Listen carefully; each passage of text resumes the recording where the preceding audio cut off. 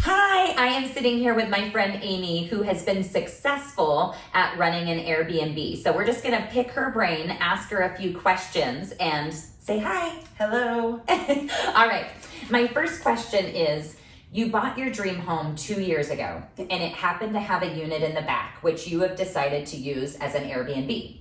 Tell us a little bit about that. So when we bought the property, we actually didn't even know it had a carriage house. That was kind of an added bonus. So it really wasn't a deciding factor for us, but after talking to the previous owners, they had said that they were able to rent it out 4 or 5 nights a month. And I thought, well, that's, an added bonus. It's going to pay my PG&E bill. So we thought, why not try it? Also, it was going through Campfire. So we thought maybe we would need a family member to stay in it as well. We weren't really sure what we were going to do with it, but that added income, regardless which route, was nice to consider. Yeah, absolutely. Did you have experience with an Airbnb before? No, never. Actually, had never stayed in an Airbnb or hosted. We've never even done VRBO at that time. We were really unfamiliar with the online, home share market, I guess. Yeah. So we didn't really have an expectation going into it at all. Yeah, that's incredible. So I know that you use it as the Airbnb, and do you use that income to offset your mortgage? Absolutely. We kind of set a bar of what as our goal each month, and then kind of waiver our nightly premiums once we've hit that bar. But we've been able to pretty consistently pay all but like $500 of our mortgage with our Airbnb income each month. Okay. I don't think you guys understand how incredible that is, because when I sold Amy her dream home, it was priced at over $700,000. So to be in a home that costs more than $700,000 and to have a mortgage of $500 a month, you can't even rent a room for $500 a month. Especially now. Yes. That's incredible. I can't get over that. So why did you choose Airbnb versus a traditional rental? There's a couple reasons. First, with Airbnb, we wanted to have control over how often people were on our property. I mean, it's a shared space. So not really knowing how busy it would be or not, we wanted to have control. If we wanted, family to be able to come up for the weekend, we would have the space and we just wouldn't book it. So there was a big emphasis on, being able to stop or let people in, because we weren't really sure what to expect. But the other thing really was the long-term liability with renters. You're thinking about, if they're signing a year lease and you don't really like who's on your property, you have to wait it out. And it's hard to get rid of people. And then, we're blessed now, especially during COVID, that we don't have people who are stiffing us on rent. Absolutely. It's not an option. They prepay through Airbnb, but with somebody who's a long-term renter, having them here and likely not paying during this, hard time would ultimately come back on us. Absolutely. So there was just a lot of things that really made it the best choice for us. And now that we see how busy it is, we're making 2-3 times what we would be able to make if we were to rent it on a month-to-month or long-term lease. So the income is, tenfold. And like you said, you don't have to worry about if you don't like them. You don't have to worry about them staying. So being stuck with someone on your property, I mean, they don't use our driveway. They have their own entrance. It is completely separate. But if somebody's loud or obnoxious or smoking on your property, it's hard to get them out. Yeah. Airbnb, you don't have to worry about that at all. Absolutely. I own several rental properties, and they always look good on paper. And then a few months into it, it's like, oh, what did I get myself into? How much longer? Yeah, how much longer? And what if they don't leave? So what were some of the risks involved with going with an Airbnb versus a traditional renter? Obviously there is some expenses because you have to pay the TOT tax to the city, and there's fees with Airbnb. What's the TOT tax? The transit occupancy tax. So the city of Chico does charge a 10% tax for any nightly rental, just like a hotel. Okay. So you have that, and then you have your Airbnb fees, which they're like 3%. It's not anything steep, and then the other thing is you just don't know who you're getting. We do require, we don't allow people to automatically book on their own.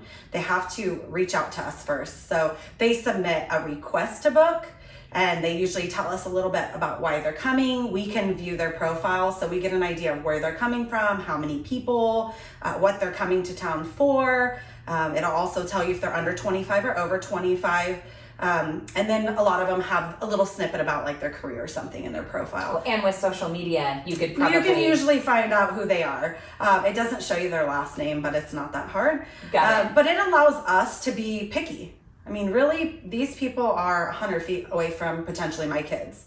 And they're in my investment. So I want to be, cautious about who I'm letting in. And there's been a few that we've turned it away. No, we don't want your 4 young college friends who are here for your frat gathering. That's just not the place for it.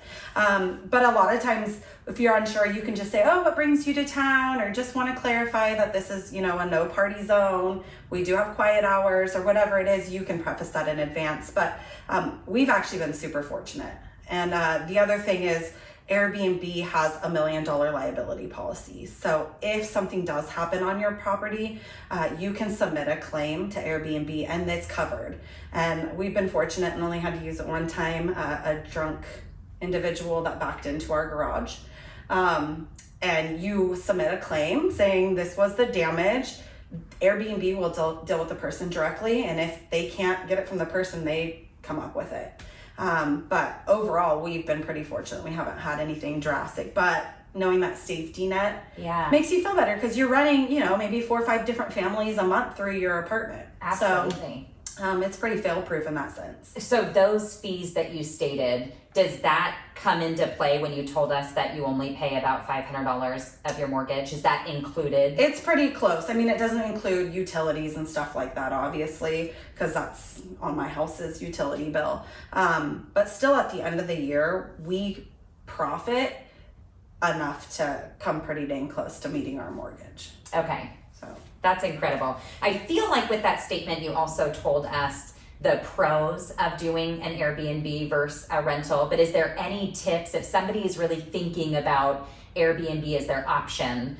Is there anything that, number one, you failed at that if you wish you wouldn't have done, or something that you can share? I think there's a few things. One is, treat it like, a lot of people treat it like a hotel. I choose to treat it like a home.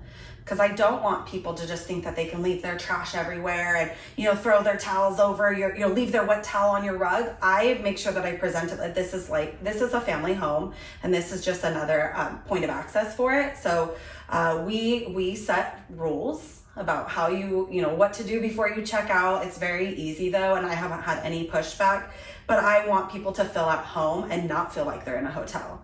It's actually like the opposite. And I've had a lot of people who keep it very bare and naked and, it's a sterile environment. That's not how I approach my Airbnb. But that's why I get a lot of folks who come with their family and want to stay for 2 weeks. So I would just make sure that you know your demographic. Because we're by Bidwell Park, we attract families, not a lot of business folks. It's people who really want the Chico experience. So I try to make the apartment feel like that as well. Absolutely. Well, you have an incredible location. If I was ever looking for an Airbnb, this would be the place that I would stay. Thank you. Absolutely. Okay, one last question. Why did you choose real estate as one of your avenues for generational wealth? Well, it's pretty obvious real estate is continuing to grow. So it's a pretty stable investment. But the other thing is we worked a long time to get where we are financially, and so we made strategic decisions with our money.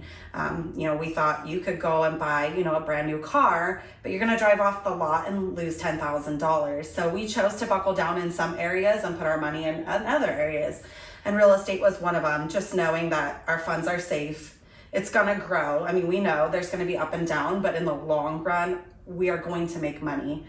No matter what. So, that part made sense. And obviously Chico's market is, you're busy. It's definitely a seller's market right now. So if at any point we wanted to do something different, we know we're going to be ahead. To where if we put our money in other areas, that's probably not going to be the case. So it just makes sense. Absolutely. Well, I'm excited to sell you another investment property and see how well you do there. Soon. It may be soon. Yes, very soon. Good.